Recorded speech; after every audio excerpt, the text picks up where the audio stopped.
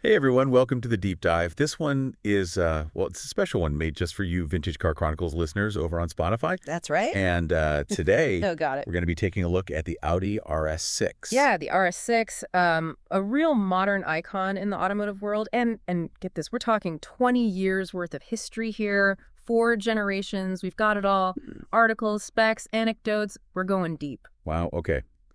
So much to uncover here. We're going to try to answer some pretty interesting questions too, like how did Audi manage to pack all this like supercar level performance Yeah. into a station wagon? Right. What kind of engineering feats Here, went what did into that- making each generation? Yeah. And why is the RS6 such a cult classic, even in a market that's like obsessed with sedans? It's a great question. And to really kick things off, I think we need to rewind all the way back to the early 2000s. Audi, fresh off a string of motorsport victories, decided to inject some of that racing DNA into their A6 model. And that's where the RS6 was born. So they basically took a family car and just like gave it a mega dose of adrenaline. Exactly. But cramming a 4.2-liter V8 bi-turbo engine co-developed with Cosworth, by the way, into the A6 chassis, that was no easy feat, I'll tell you. They actually had to lengthen the front end to make it fit. Wow. Talk about commitment to performance. So the first gen RS6, the C5, it was like a wolf in sheep's clothing, right? Like understated looks, but hiding some serious muscle underneath. You got it. And it wasn't all about brute force either. Audi paired that V8 with a 5-speed Tiptronic transmission, and they also debuted their groundbreaking dynamic ride control suspension system. We call it DRC. Ooh, DRC. Now you're speaking our language. For those of us, Vintage Car Chronicles folks who love the tech stuff, Yeah. what made this suspension system so revolutionary? Break it down for us. Okay, so unlike the electronic setups we see today, DRC was purely mechanical. It used a network of hydraulic lines connecting the shock absorbers diagonally. So picture this. When one wheel hits a bump, the hydraulic fluid flows to the opposite shock, and that counteracts body roll. So it's basically keeping the car balanced and planted, even when you're, like, really pushing it. Exactly. And it worked. It delivered a flat and stable ride that, honestly, set a new standard for performance wagons. That must have been incredible for the time, combining that sports car handling with the comfort of a luxury car. Absolutely. But I read that the RS6 wasn't entirely built on a typical production line. Is that right? That's right. Each car went through a unique assembly process. After the initial production line, each RS6 was sent to Quattro GmbH, that's Audi's performance division, for some hand-finished touches. So they installed the DRC, added special trim, essentially made sure each RS6 was a bespoke performance machine. Wow, that's pretty incredible. No wonder these cars are so sought after. But was this first-gen RS6 all show and no-go? Or did it actually have the performance to back up all that engineering? Oh, it definitely had the bite to match the bark. In fact, in 2003, an RS6 competition race car prepped by Champion Racing actually won its class in the Speed World Challenge GT Series. Hold on. So this family-friendly wagon was out there competing with and beating dedicated sports cars. Yeah. That's amazing. Talk about a sleeper. But didn't Audi also release an even more, a more potent version? You're thinking of the RS6 Plus edition. It came out in 2004, and they bumped the power up to a wild 480 horsepower and gave it a higher top speed. They were clearly not messing around. So the first-gen RS6 set a pretty high bar. But how do you top a V8 beast that's already winning races? What did Audi do for an encore? Well, they did what any self-respecting performance brand would do.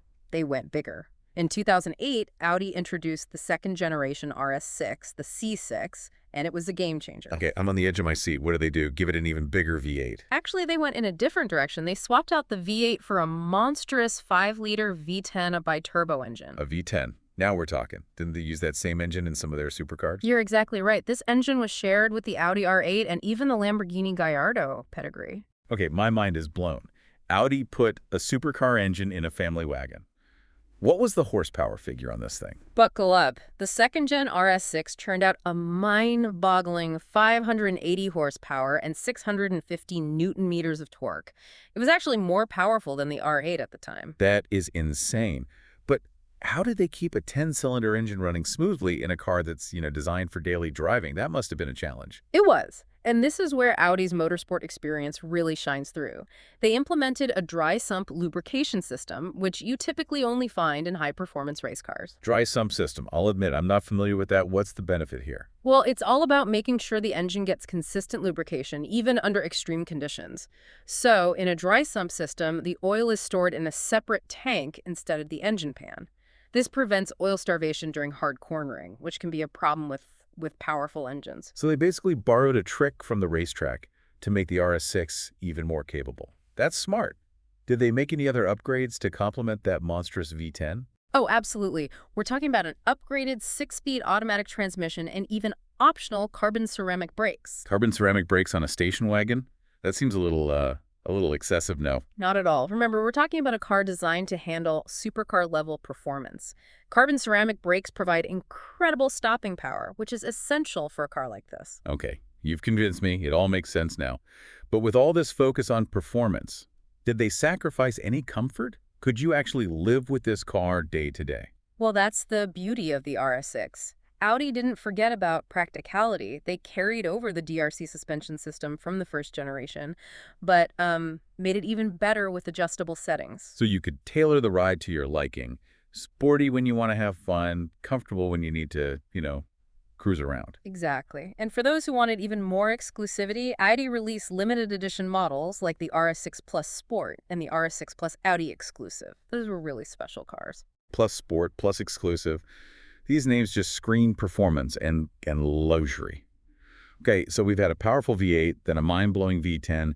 Where did Audi go next? Did they just keep pushing the power? Well, with the third generation RS6, the C7, which came out in 2013, they actually surprised a lot of people. They downsized the engine, going back to a 4-liter V8 biturbo. Downsizing. After that incredible V10, that seems like a step backward. Why would they do that? It was strategic.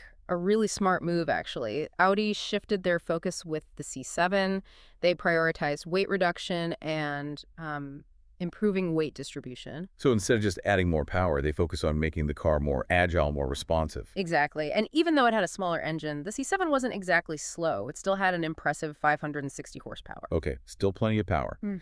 But how did they get more efficiency with a turbocharged V8? Well, this is where things get really interesting. They introduced cylinder deactivation technology. Cylinder deactivation. But that sounds familiar, but how does that work again? Basically, under light load conditions, like when you're cruising on the highway, the engine can shut off half of its cylinders. So it basically becomes a 4-cylinder engine, which drastically reduces fuel consumption. So it's like having two engines in one.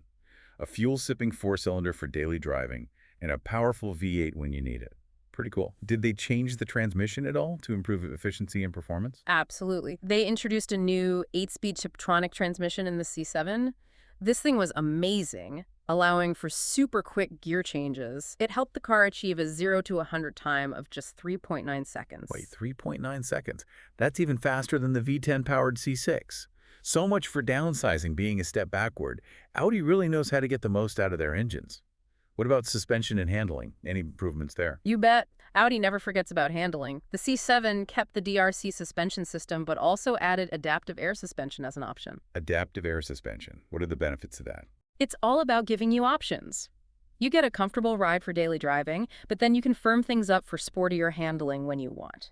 Plus, they offered a towing option for those who need the extra practicality. Towing option on a super wagon. Now that is versatile. Truly a do-it-all machine. But knowing Audi, they probably couldn't resist pushing the performance even further, right? You know Audi. They always have one more trick up their sleeve. They released the RS6 Performance variant, which squeezed out even more power from that 4-liter V8. We're talking over 600 horsepower. They also made it lighter. It really blurred the lines between family car and supercar. So the RS6 went from a V8 sleeper to a V10 monster, then back to a refined, incredibly efficient V8. What about the current generation? Did they keep going down this path? The fourth generation, the C8, came out in 2019, and with it, Audi kept refining the formula. It still has the 4-liter V8 biturbo, but now they've added a 48-volt mild hybrid system. A mild hybrid system in an RS6. So they're finally embracing electrification, at least a little bit. What are the benefits of the hybrid tech? Well, it helps with efficiency, for one, but it also provides a little extra boost when you need it. The system can give you a little torque boost during acceleration, making the C8 even more responsive. Sounds like an extra shot of espresso for your engine. I like it. But how much power are we talking about with this generation? Did they manage to keep those supercar level numbers? They did. The C8 still delivers a whopping 600 horsepower and 800 newton meters of torque. So the power figures are still in supercar territory. What other innovations did Audi bring to the C8? Did they keep pushing the boundaries? Oh, yeah. One of the standout features is the introduction of all-wheel steering. That improves both high-speed stability and low-speed maneuverability. So it's more stable at high speeds and easier to park. That's a great combo. What about the styling? Did they keep that understated look, or did they give the C8 a more aggressive design? They definitely went bolder with the C8. It's got a much more aggressive and distinctive look compared to the previous generations. You won't mistake this for a regular A6. I like that they're embracing the RS6's performance and giving it a look to match. But you mentioned something about a limited edition model, something about a swan song. Oh, right. Audi recently unveiled the RS6 Performance. Even more potent 630 horsepower engine and some weight reduction, the ultimate internal combustion engine RS6. They also have a limited edition model called the RS6 GT, kind of a swan song for the gasoline-powered RS6. Wait, a swan song. Does that mean the end of an era for the RS6? Not necessarily, more like a transition. Audi's already hinted at a fully electric RS6 in the future. An electric RS6. Now, that's something I'd love to see, but how do they keep the RS6's character, its appeal in an electric world? That's a big question as we move into this new era of cars. It's a great question. How do you translate the feeling of a high-performance combustion engine to an electric car? Audi's got a history of innovation, though. I'm excited to see what they do. Me too. But before we get ahead of ourselves, let's take a closer look at some of the defining features of each RS6 generation. I think our Vintage Car Chronicles listeners would love to dive deeper into what made each model so special. What do you say? Let's do it. Let's start back at the beginning with that first generation RS6, the C5. It was such a legend, not just because of the performance, but because it was such a sleeper. Right. It was so subtle you could easily mistake it for a regular A6 wagon. It was a car for those in the know. Those subtly flared wheel arches, the understated badging, the dual exhausts, they were all there, but they didn't scream for attention. And when someone pulled up next to a C5 RS6 at a stoplight, they probably had no idea what was about to hit them. Yeah, I can imagine the look on their faces. But it wasn't just about looks. The C5 was a technological marvel. That 4.2-liter V8 co-developed with Cosworth was a masterpiece. And the fact that they had to modify the A6 platform to fit it, well, that shows their dedication. No cutting corners. And we can't forget about dynamic ride control. Such a revolutionary system. It really set the standard for performance wagons. It did. And that bespoke assembly process, with each C5 getting hand-finished touches, that says a lot about Audi's attention to detail. And the racing pedigree. That RS6 competition race car showed everyone this wagon was more than just a comfortable cruiser. Absolutely. And just when you thought the C5 couldn't get any better, they released the RS6 Plus edition with even more power. It was a perfect way to say goodbye to the first generation. Okay, the C5 was legendary, but what about its successor, the C6? This was the era of the V10. I remember when this car debuted, it was huge news. It was a statement. That 5-liter V10, shared with the R8 and Lamborghini Gallardo, it was a beast. Audi was serious about building the ultimate performance wagon. 580 horsepower, 650 newton meters of torque. Those are some serious numbers. And that sound, that V10 Symphony, it was music to any car enthusiast's ears. Glorious. And the performance was there. The C6 RS6 could go from 0 to 100 in 4.6 seconds. A true wolf in sheep's clothing. And let's not forget about that dry sump lubrication system. Another trick borrowed from racing. They really went all out to make sure the V10 was happy. Yeah, and it wasn't just the engine. The adjustable DRC suspension, the carbon ceramic brakes, the limited edition models, they all added to the appeal. It was a car that just oozed performance and, that feeling of exclusivity. For sure. It was Audi saying, we're here to build the best performance wagon, and they did it. But as impressive as the C6 was, the third generation of the C7 took a different approach. Audi went back to a 4.0-liter V8. I remember thinking, why would they do that after the V10? Yeah, it was a surprise. But as we've talked about, it turned out to be a great decision. Right. It was all about refinement and efficiency. The C7 was lighter and more agile thanks to the smaller engine and the use of aluminum. And they introduced cylinder deactivation technology, a really clever way to improve fuel economy without sacrificing performance. Yeah, that was a brilliant idea. Under light load, the engine deactivated 4 cylinders basically became a V4. So smart. Absolutely. And the performance was still incredible. The C7 could hit 100 kilometers per hour in just 3.9 seconds quicker than the C6 in a lot of tests. And that new 8-speed Tiptronic transmission, so smooth, the perfect match for the V8. And they didn't forget about handling. The C7 kept the DRC suspension and even offered adaptive air suspension as an option. And for those who wanted the best of the best, there was the RS6 Performance, which had over 600 horsepower. A great way to say goodbye to the third generation. The C7 was an amazing all-rounder. Performance, practicality, technology, and style, it cemented its place as a legend. It was a tough act to follow, but the current generation, the C8, has stepped up. The C8 is the most powerful and technologically advanced RS6 yet. 20 years of evolution, it's incredible. And with mild hybrid technology and the special edition RS6 GT, it's clear Audi is looking toward the future. It's fascinating to think about how the RS6 will evolve as we move toward electric cars. Yeah, but even as things change, I think the things that make the RS6 so special will remain. I agree. It's a car that's always been about pushing the limits. I can't wait to see what's next for it. You know, it's amazing how the RS6 has become more than just a car. It's like a cultural icon. It really is like a secret society for those who get it, you know? That blend of performance and practicality and just cool factor. You don't see RS6s everywhere you go. It makes them even more special. Yeah, it's like owning a piece of history, a testament to Audi's engineering. But it's not just about heritage, right? Each generation has pushed the boundaries of what a performance wagon can be. Totally. Like we were just talking about, the C7 and that focus on weight reduction, that's something you guys talk about a lot on Vintage Car Chronicles. It's not always about brute force. Sometimes it's about making the car as light and nimble as possible. Exactly. And Audi really went all in on that with the C7. I mean, they shaved off a lot of weight compared to the C6, even with a smaller engine. They used more aluminum, really thought about weight distribution. And it worked. The C7 was actually faster than the V10-powered C6 in a lot of tests. Proof that power isn't everything. It's about the whole package. Engine, transmission, suspension, weight, aerodynamics. It all comes together to create that driving experience. Absolutely. And speaking of driving experience, we got to talk about one of the key features of the RS6 since day one, dynamic ride control. We touched on it earlier, but I think the Vintage Car Chronicles crowd would love a deeper dive into how this suspension system actually works. I'm with you. It's so cool that it's purely mechanical. No electronics, just like pure hydraulics. It's simple, but so effective. It uses those hydraulic lines to connect the shock absorbers diagonally. So when one wheel goes over a bump, hydraulic fluid goes to the opposite shock, and that counteracts the body roll. So it's like this dance happening under the car, keeping it flat and stable when you're driving hard. It's brilliant. But did it feel different from other suspension setups back then? Oh yeah, definitely. Most performance cars back then, they used like anti-roll bars and stiffer springs to control body roll. And that worked okay, but it often made the ride harsh. DRC was different. It could be firm when you needed it in the corners, but then it could also give you a smooth ride when you were just cruising. It sounds like Audi was way ahead of the curve with the RC. They were, and that commitment to innovation, you see it throughout the R6's history. It's not just about having a powerful engine. It's about the engineering that goes into every part of the car.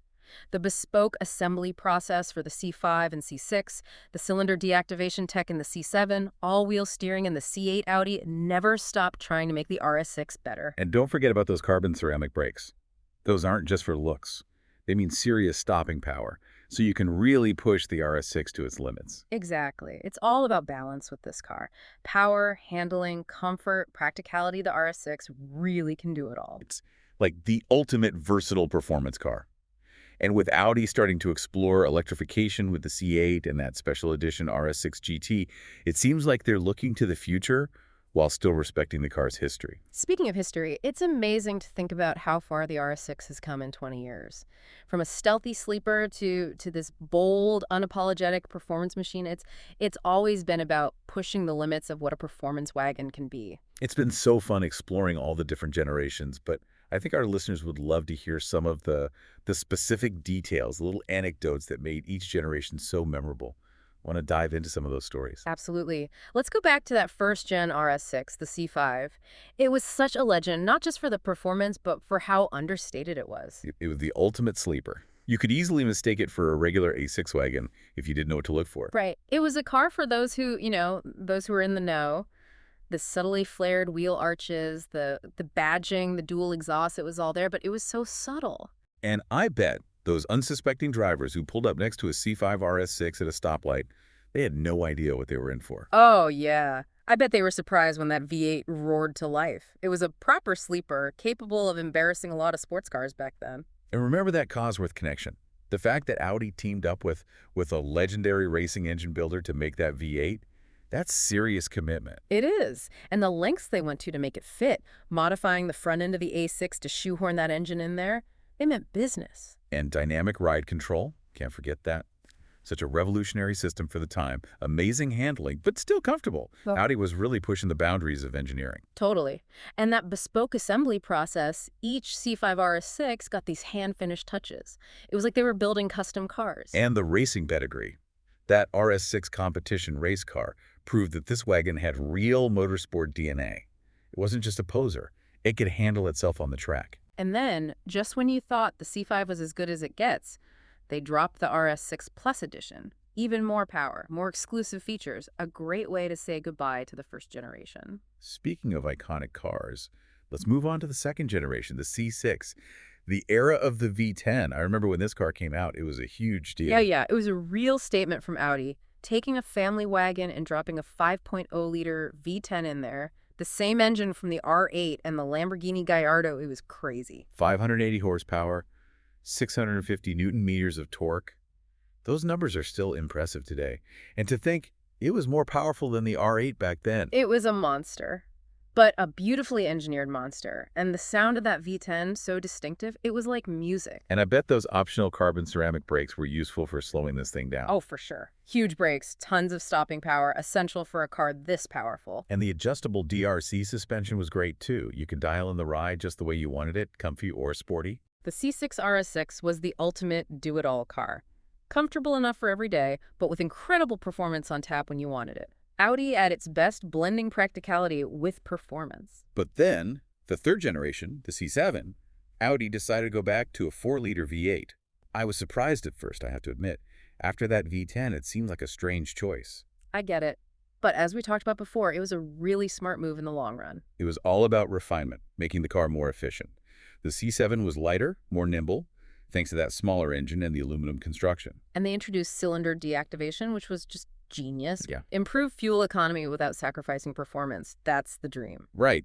The engine basically switched to a V4 under light load. Such a clever way to save fuel. And even with the smaller engine, the performance was still amazing. 0 to 100 kilometers per hour in just 3.9 seconds faster than the V10-powered C6 in many tests. And that new 8-speed transmission shifted so quickly and smoothly. A great pairing for that V8. Absolutely. And the handling still top-notch. They kept the DRC, and they even offered adaptive air suspension as an option, so you could have the best of both worlds, comfort and sporty handling. And let's not forget about the RS6 performance, with over 600 horsepower.